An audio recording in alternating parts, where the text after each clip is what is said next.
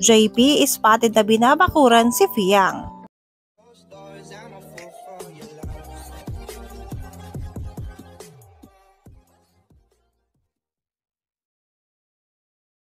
Tila kailangan na nga mga ka-DJ ni JM bantayan si Fiang dahil tila marami na umaaligid-aligid kay Fiang kapag wala siya sa tabi nito. Well mga ka-DJ, hindi naman natin masisisi if ever magkagusto nga talaga sila kay Fiang dahil bukod sa pagiging kalog nito ay maganda rin naman talaga ito. Maganda na, maputi at makinis pa. Okay, dito ko na Earp. Hey, kita maintindihan.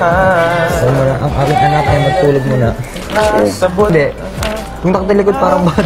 Ano? Nakatalikod. Pili ba pwede maging storya? Wala nga, puro sa mga May ganun silang Bisaya song. Bisaya song?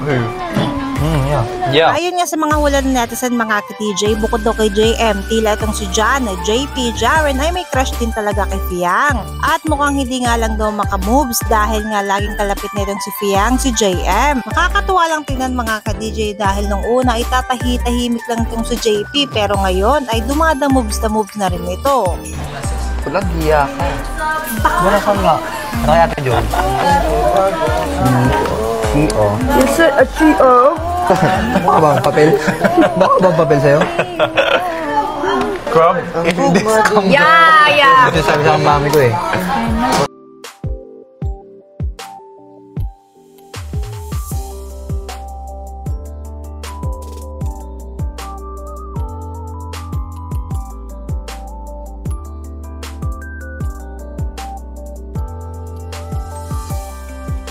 Ka-DJ, nominated si Fiang kaya ito na yung pagkakataong isave mo siya. Narito ang exact instructions para makaboto ka. Huwag mo kakalimutan isave siya.